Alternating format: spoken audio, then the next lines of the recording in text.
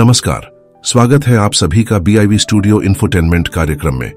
मैं हूं आप सभी का दोस्त आनंद, जहां हर ध्वनि में छुपा है संस्कृति का स्वर और हर लफ्ज में बसी है भारत की चेतना।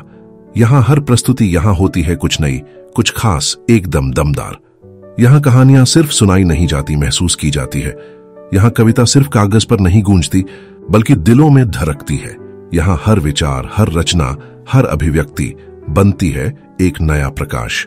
बालमन की कल्पनाएं हो या जीवन की सच्चाइयां, प्रेम की कोमलता हो या सत्य की कठोरता, इतिहास से वर्तमान तक का पूरा सफर कलम के सौदागरों के साथ। और जानेंगे देश दुनिया के उन खास लेखकों की रचना को जिन्होंने बदल दी मनोरंजन की दुनिया की तस्वीर। तो चलिए खोलते हैं मनोरंजन का पिटारा और सुनते हैं कुछ खास। तो आइए साहित्य और मनोरंजन की इस अद्भुत यात्रा में हमारे साथ चलिए, सिर्फ और सिर्फ BIV studio infotainment YouTube channel पर। तो आज हम लाए हैं आपके लिए लेखक मुंशी प्रेमचंद द्वारा लिखित कहानी पंच परमेश्वर। तो सबसे पहले सुनेंगे कहानी का सारांश और फिर होगा कहानी का विस्तार। तो आइए सुनते हैं लेखक मुंशी प्रेमचंद द्वारा लिखित कहानी पंच परमेश्वर का सारांश। कहानी पंच परमेश्वर, लेखक मुंशी प्रेमचंद। प्रस्तुत है कहानी का सारांश पंच परमेश्वर। कहानी दो मित्रों अलगू चौधरी और जुम्मन शेख की मित्रता, न्यायप्रियता और ईमानदारी की कथा है। जुम्मन की बूढ़ी खाला अपनी जायदाद जुम्मन को इस शर्त पर देती है कि वह जीवन भर उसका पालन करेगा, लेकिन संपत्ति मिलने के बाद जुम्मन उसे तिरस्कार करने लगता है। खाला पंचायत बुलाती है और पंच के रूप में अलगू को चुनती है। अलगू मित्रता के बावजूद निष्पक्ष न्याय करता है और खाला के पक्ष में फैसला सुनाता है। जुम्मन नाराज हो जाता है। कुछ समय बाद अलगू का बैल मर जाता है और दूसरा बैल वह उधार पर समझू साहू को बेचता है, जो उसकी लापरवाही से मर जाता है। विवाद पंचायत में जाता है और इस बार पंच के रूप में जुम्मन चुना जाता है। जुम्मन पुरानी नाराजगी भुलाकर सच्चा न्याय करता है और अलगू के पक्ष में फैसला सुनाता है। अंत में दोनों की मित्रता फिर से लौट आती है। मुख्य संदेश, पंच के मुख से परमेश्वर बोलता है। तो अभी आपने सुनी लेखक मुंशी प्रेमचंद द्वारा लिखित कहानी पंच परमेश्वर का सारांश। और अब कहानी विस्तार से।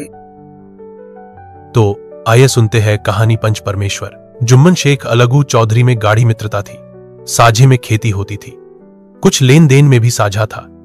एक को दूसरे पर अटल विश्वास था। जुम्मन जब हज करने गए थे तब अपना घर अलगू को सौंप गए थे, और अलगू जब कभी बाहर जाते तो जुम्मन पर अपना घर छोड़ देते थे। उनमें न खाना पाना का व्यवहार था, न धर्म का नाता, केवल विचार मिलते थे। मित्रता का मूल मंत्र भी यही है।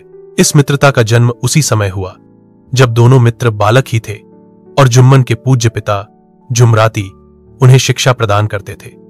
अलगू ने गुरुजी की बहुत सेवा की थी, खूब प्याले धोए। उनका हुक्का एक क्षण के लिए भी विश्राम न लेने पाता था, क्योंकि प्रत्येक चिल्लम अलगू को आध घंटे तक किताबों से अलग कर देती थी। अलगू के पिता पुराने विचारों के मनुष्य थे। उन्हें शिक्षा की अपेक्षा गुरु की सेवा शुश्रूषा पर अधिक विश्वास था। वह कहते थे कि विद्या पढ़ने ने नहीं आती, जो कुछ होता है गुरु के आशीर्वाद से। बस गुरुजी की कृपा दृष्टि चाहिए। अतएव यदि अलगू पर झुमराती शेख के आशीर्वाद अथवा सत्संग का कुछ फल न हुआ तो यह मानकर संतोष कर लेना कि विद्योपार्जन में मैंने यथाशक्ति कोई बात उठा नहीं रखी। विद्या उसके भाग्य ही में न थी तो कैसे आती? मगर झुमराती शेख स्वयं आशीर्वाद के कायल न थे। उन्हें अपने सोटे पर अधिक भरोसा था और उसी सोटे के प्रताप से आज पास के गांवों में जुम्मन की पूजा होती थी। उनके लिखे हुए रहननामे या बैनामे पर कचहरी का मुहर्रिर भी कदम न उठा सकता था। हल्के का डाकिया, कांस्टेबल और तहसील का चपरासी सब उनकी कृपा की आकांक्षा रखते थे। अतएव अलगू का मान उनके धन के कारण था, तो जुम्मन शेख अपनी अनमोल विद्या से ही सबके आदर पात्र बने थे। जुम्मन शेख की एक बूढ़ी खाला मौसी थी। उसके पास कुछ थोड़ी सी मिल्कियत थी, परंतु उसके निकट संबंधियों में कोई न था। जुम्मन ने लंबे चौड़े वादे करके वह मिल्कियत अपने नाम लिखवा ली थी। जब तक दानपत्र की रजिस्ट्री न हुई थी तब तक खालाजान का खूब आदर सत्कार किया गया। उन्हें खूब स्वादिष्ट पदार्थ खिलाए गए। हलवे पुलाव की वर्षा सी की गई, पर रजिस्ट्री की मोहर ने इन खातिरदारियों पर भी मानो मुहर लगा दी। जुम्मन की पत्नी करीमन रोटियों के साथ कड़वी बातों के कुछ तेज तीखे सालन भी देने लगी। जुम्मन शेख भी निठुर हो गए। अब बेचारी खालाजान को प्राय नित्य ही ऐसी बातें सुननी पड़ती थी। बुढ़िया न जाने कब तक जिएगी। 2-3 बीघे ऊसर क्या दे दिया, मानो मोल ले लिया है। बघारी दाल के बिना रोटियां नहीं उतरती। जितना रुपया इसके पेट में होंक चुके, उतने से तो अब तक गांव मोल ले लेते। कुछ दिन खालाजान ने सुना और सहा, पर जब न सहा गया तब जुम्मन से शिकायत की।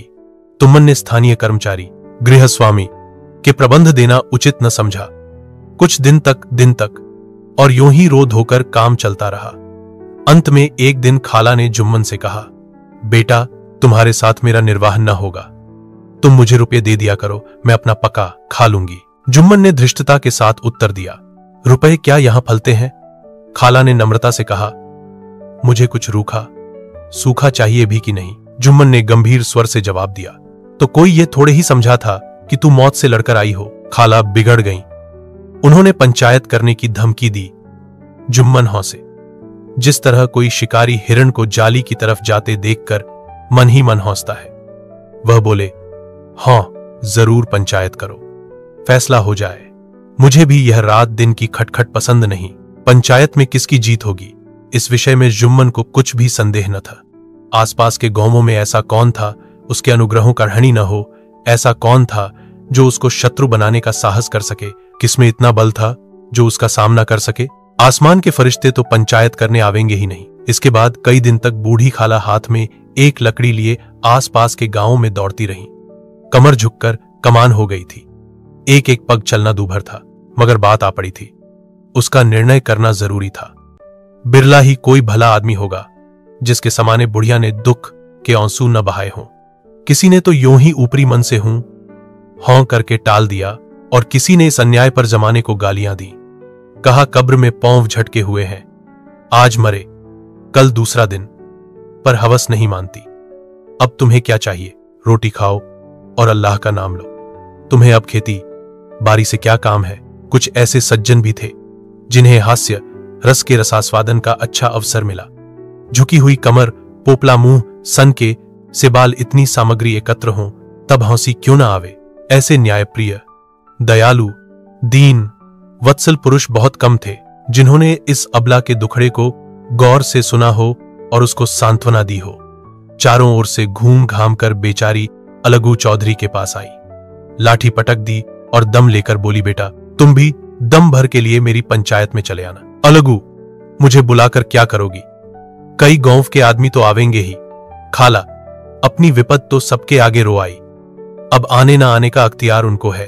अलगू, यूं आने को आ जाऊंगा मगर पंचायत में मुंह न खोलूंगा। खाला, क्यों बेटा? अलगू, अब इसका क्या जवाब दूं? अपनी खुशी। जुम्मन मेरा पुराना मित्र है, उससे बिगाड़ नहीं कर सकता। खाला बेटा, क्या बिगाड़ के डर से ईमान की बात न कहोगे? हमारे सोए हुए धर्म ज्ञान की सारी संपत्ति लुट जाए तो उसे खबर नहीं होता, परंतु ललकार सुनकर वह सचेत हो जाता है, फिर उसे कोई जीत नहीं सकता।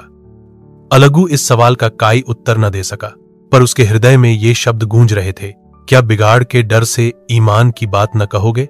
संध्या समय एक पेड़ के नीचे पंचायत बैठी। शेख जुम्मन ने पहले से ही फर्श बिछा रखा था। उन्होंने पान, इलायची, हुक्के, तंबाकू आदि का प्रबंध भी किया था।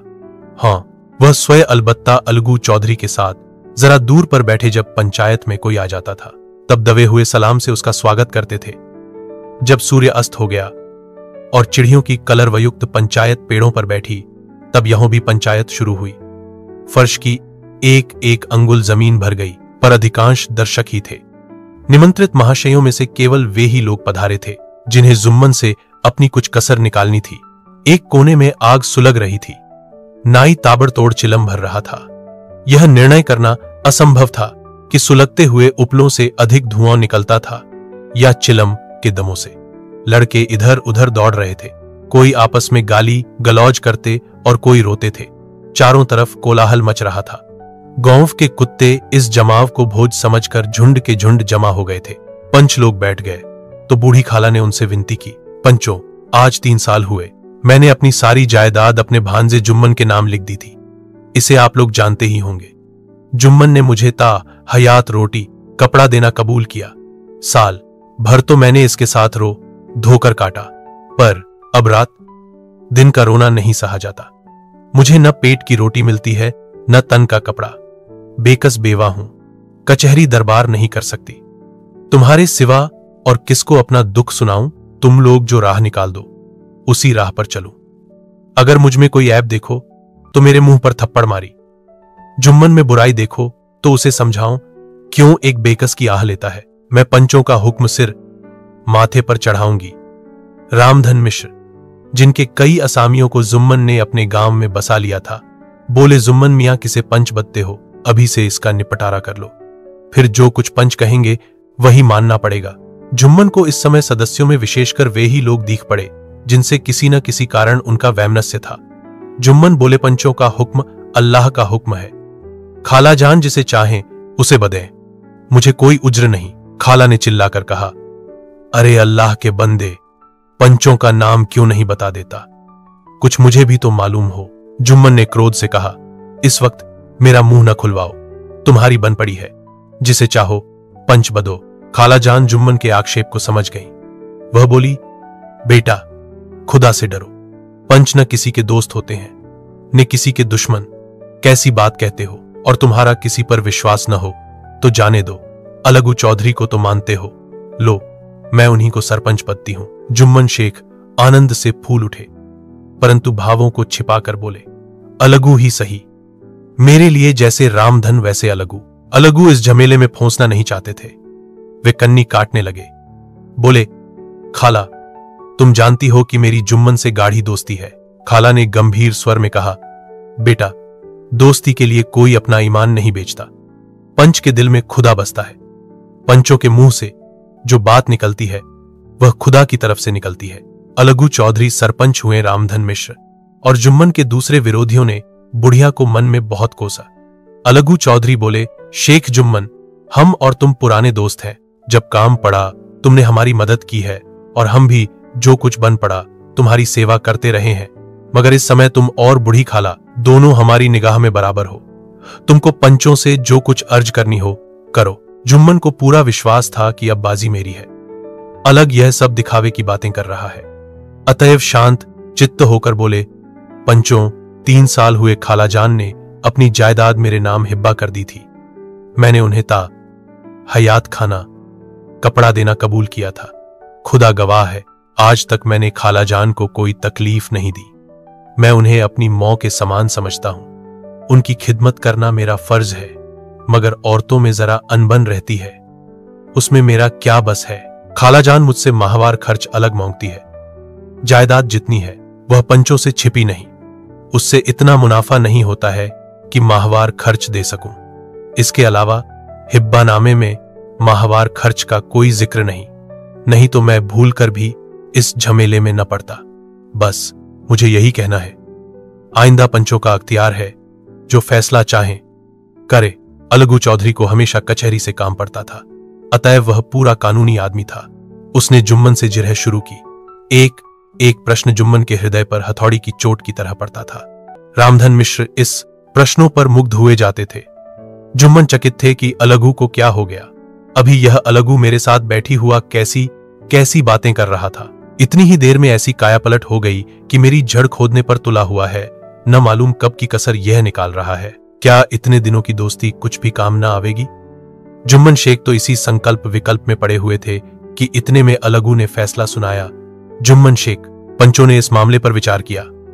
उन्हें यह नीति संगत मालूम होता है कि खाला जान को माहवार खर्च दिया जाए। हमारा विचार है कि खाला की जायदाद से इतना मुनाफा अवश्य होता है कि माहवार खर्च दिया जा सके। बस यही हमारा फैसला है। अगर जुम्मन को खर्च देना मंजूर न हो तो हिब्बानामा रद्द समझा जाए। यह फैसला सुनते ही जुम्मन सन्नाटे में आ गए। जो अपना मित्र हो वह शत्रु का व्यवहार करे और गले पर छुरी फेरे, इसे समय के हेर फेर के सिवा और क्या कहें। जिस पर पूरा भरोसा था उसने समय पड़ने पर धोखा दिया। ऐसे ही अवसरों पर झूठे सच्चे मित्रों की परीक्षा की जाती है। यही कलयुग की दोस्ती है। अगर लोग ऐसे कपटी धोखेबाज न होते तो देश में आपत्तियों का प्रकोप क्यों होता। यह हैजा, प्लेग आदि व्याधियों दुष्कर्मों के ही दंड है। मगर रामधन मिश्र और अन्य पंच अलगू चौधरी की इस नीति परायणता को प्रशंसा जी खोलकर कर रहे थे। वे कहते थे, इसका नाम पंचायत है, दूध का दूध और पानी का पानी कर दिया। दोस्ती दोस्ती की जगह है, किंतु धर्म का पालन करना मुख्य है। ऐसे ही सत्यवादियों के बल पर पृथ्वी ठहरी है, नहीं तो वह कब की रसातल को चली जाती। इस फैसले ने अलगू और जुम्मन की दोस्ती की जड़ हिला दी। अब वे साथ साथ बातें करते नहीं दिखाई देते। इतना पुराना मित्रता रूपी वृक्ष सत्य का एक झोंका भी न सह सका। सचमुच वह बालू की ही जमीन पर खड़ा था। उनमें अब शिष्टाचार का अधिक व्यवहार होने लगा, एक दूसरे की आवभगत ज्यादा करने लगा। वे मिलते जुलते थे, मगर उसी तरह जैसे तलवार से ढाल मिलती है। साथियों, अगर आपको यह कार्यक्रम पसंद आ रहा है तो आप हमारे चैनल को जल्दी से लाइक और सब्सक्राइब कर दीजिए। आपके लाइक और सब्सक्राइब से हमें बहुत हिम्मत मिलती है। तो BIV studio infotainment YouTube channel को लाइक और सब्सक्राइब करते रहें। हम आपको इसी तरह मनोरंजन से भरपूर रोचक साहित्य सुनाते रहेंगे। तो साथियों, आगे बढ़ते हैं और सुनते हैं कार्यक्रम का शेष भाग। जुम्मन के चित्त में मित्र की कुटिलता आठों पहर खटका करती थी। उसे हर घड़ी यही चिंता रहती थी कि किसी तरह बदला लेने का अवसर मिले। अच्छे कामों की सिद्धि में बड़ी दरें लगती है, पर बुरे कामों की सिद्धि में यह बात नहीं होती। जुम्मन को भी बदला लेने का अवसर जल्द ही मिल गया। पिछले साल अलगू चौधरी बटेसर से बैलों की एक बहुत अच्छी गोई मोल लाए थे। बैल पछाही जाति के सुंदर बड़े बड़े सींगों वाले थे। महीनों तक आस पास के गांव के लोग दर्शन करते रहे। दैव योग से जुम्मन की पंचायत के 1 महीने के बाद इस जोड़ी का एक बैल मर गया। जुम्मन ने दोस्तों से कहा, यह दगाबाजी की सजा है। इंसान सब्र भले ही कर जाए, पर खुदा नेक बद सब देखता है। अलगू को संदेह हुआ कि जुम्मन ने बैल को विष दिला दिया है। चौधराइन ने भी जुम्मन पर ही इस दुर्घटना का दोषारोपण किया। उसने कहा, जुम्मन ने कुछ करा दिया है। चौधराइन और करीमन में इस विषय पर एक दिन खूब ही विवाद हुआ। दोनों देवियों ने शब्द बाहुल्य की नदी बहा दी। व्यंग्य, वक्तोक्ति, अन्योक्ति और उपमा आदि अलंकारों में बातें हुई। जुम्मन ने किसी तरह शांति स्थापित की। उन्होंने अपनी पत्नी को डांट डपट कर समझा दिया। वह उसे उस रणभूमि से हटा भी ले गए। उधर अलगू चौधरी ने समझाने बुझाने का काम अपने तर्क पूर्ण सोंटे से लिया। अब अकेला बैल किस काम का? उसका जोड़ बहुत ढूंढा गया, पर न मिला। निदान यह सलाह ठहरी कि इसे बेच डालना चाहिए। गांव में एक समझू साहू थे। वह इक्का गाड़ी हाँकते थे। गांव के गुड़ घी लाद कर मंडी ले जाते, मंडी से तेल नमक भर लाते और गांव में बेचते। इस बैल पर उनका मन लहराया। उन्होंने सोचा, यह बैल हाथ लगे तो दिन भर में बेखट के 3 खेप हों। आज कल तो एक ही खेप में लाले पड़े रहते हैं। बैल देखा, गाड़ी में दौड़ाया, बाल भौरी की पहचान कराई, मोल तोल किया और उसे लाकर द्वार पर बौंध ही दिया। 1 महीने में दाम चुकाने का वादा ठहरा। चौधरी को भी गरज थी ही, घाटे की परवाह न की। समझू साहू ने नया बैल पाया तो लगे उसे रगेदने। वह दिन में 3-3, 4-4 खेपें करने लगे। न चारे की फिक्र थी, न पानी की, बस खेपों से काम था। मंडी ले गए, वहां कुछ सूखा भूसा सामने डाल दिया। बेचारा जानवर अभी दम भी न लेने पाया था कि फिर जोत दिया। अलगू चौधरी के घर था तो चैन की बंशी बजती थी। बैलराम छठे छमाहे कभी बहली में जोते जाते थे। खूब उछलते कूदते और कोसों तक दौड़ते चले जाते थे। वहां बैलराम का रातिब था। साफ पानी, दली हुई अरहर की दाल और भूसे के साथ खली, और यही नहीं, कभी कभी घी का स्वाद भी चखने को मिल जाता था। शाम सवेरे एक आदमी खरहरे करता, पोंछता और सहलाता था। कहों वह सुख चैन, कहों या 8 पहर कही खपत। महीने भर ही में वह पिस सा गया। इक्के का यह जुआ देखते ही उसका लहू सूख जाता था। एक एक पग चलना दूभर था। हडिडियों निकल आई थी, पर था वह पानीदार, मार की बर्दाश्त न थी। एक दिन चौथी खेप में साहू जी ने दूना बोझ लादा। दिन भर का थका जानवर, पैर न उठते थे, पर साहू जी कोड़े फटकारने लगे। बस फिर क्या था, बैल कलेजा तोड़ का चला। कुछ दूर दौड़ा और चाहा कि जरा दम ले लूं, पर साहू जी को जल्द पहुंचने की फिक्र थी। अतएव उन्होंने कई कोड़े बड़ी निर्दयता से फटकारे। बैल ने एक बार फिर जोर लगाया। पर अब की बार शक्ति ने जवाब दे दिया। वह धरती पर गिर पड़ा और ऐसा गिरा कि फिर न उठा। साहू जी ने बहुत पीटा, टोंग पकड़कर खींचा, नथनों में लकड़ी ठूंस दी, पर कहीं मृतक भी उठ सकता है। तब साहू जी को कुछ शक हुआ। उन्होंने बैल को गौर से देखा, खोलकर अलग किया और सोचने लगे कि गाड़ी कैसे घर पहुंचे। बहुत चीखे, चिल्लाए, पर देहात का रास्ता बच्चों की औंख की तरह सौज होते ही बंद हो जाता है। कोई नजर न आया। आस पास कोई गांव भी न था। मारे क्रोध के उन्होंने मरे हुए बैल पर और दुर्रे लगाए और कोसने लगे, अभागे, तुझे मरना ही था तो घर पहुंचकर मरता, ससुरा बीच रास्ते ही में मर रहा, अब गड़ी कौन खींचे। इस तरह साहू जी खूब जले भुने। कई बोरे गुड़ और कई पीपे घी उन्होंने बेचे थे। 200-250 रुपए कमर में बंधे थे। इसके सिवा गाड़ी पर कई बोरे नमक थे, अतएव छोड़कर जा भी न सकते थे। लाचार बेचारे गाड़ी पर ही लेटे गए। वहीं रतजगा करने की ठान ली, चिलम पी, गाया, फिर हुक्का पिया।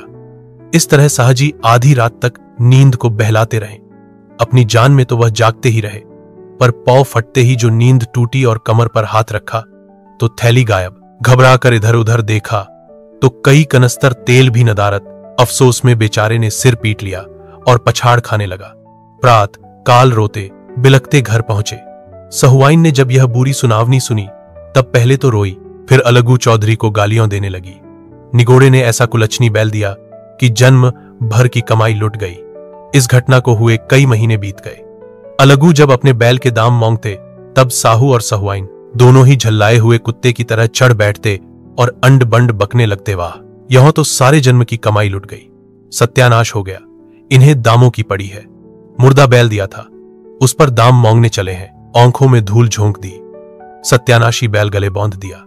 हमें निरापोंगा ही समझ लिया है। हम भी बनिए के बच्चे हैं, ऐसे बुद्धू कहीं और होंगे।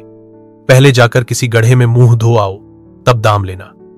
न जी मानता हो तो हमारा बैल खोल ले जाओ, महीना भर के बदले 2 महीना जोत लो। और क्या लोगे? चौधरी के अशुभ चिंतकों की कमी न थी।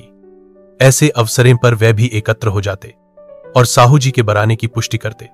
परंतु 150 रुपए से इस तरह हाथ धो लेना आसान न था।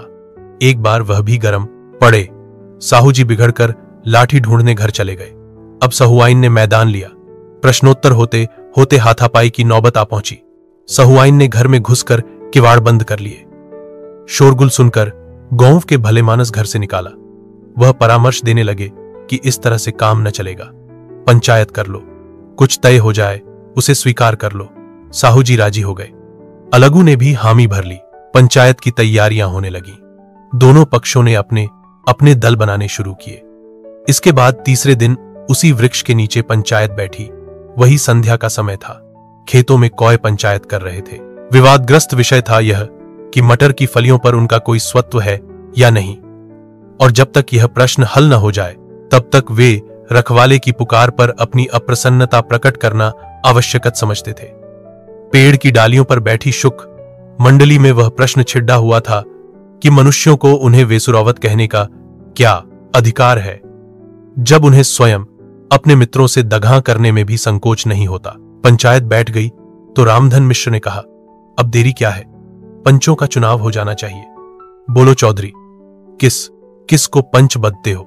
अलगू ने दीन भाव से कहा, समझू साहू ही चुन ले। समझू खड़े हुए और कड़कर बोले, मेरी ओर से जुम्मन शेख। जुम्मन का नाम सुनते ही अलगू चौधरी का कलेजा धक धक करने लगा, मानो किसी ने अचानक थप्पड़ मारा दिया हो। रामधन अलगू के मित्र थे। वह बात को ताड़ गए। पूछा, क्यों चौधरी, तुम्हें कोई उज्र तो नहीं? चौधरी ने निराश होकर कहा, नहीं, मुझे क्या उज्र होगा।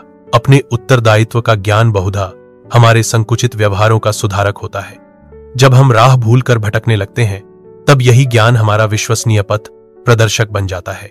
पत्र संपादक अपनी शांति कुटी में बैठा हुआ कितनी धृष्टता और स्वतंत्रता के साथ अपनी प्रबल लेखनी से मंत्रिमंडल पर आक्रमण करता है, परंतु ऐसे अवसर आते हैं जब वह स्वयं मंत्रिमंडल में सम्मिलित होता है।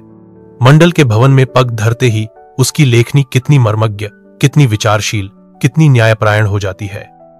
इसका कारण उत्तर दायित्व का ज्ञान है।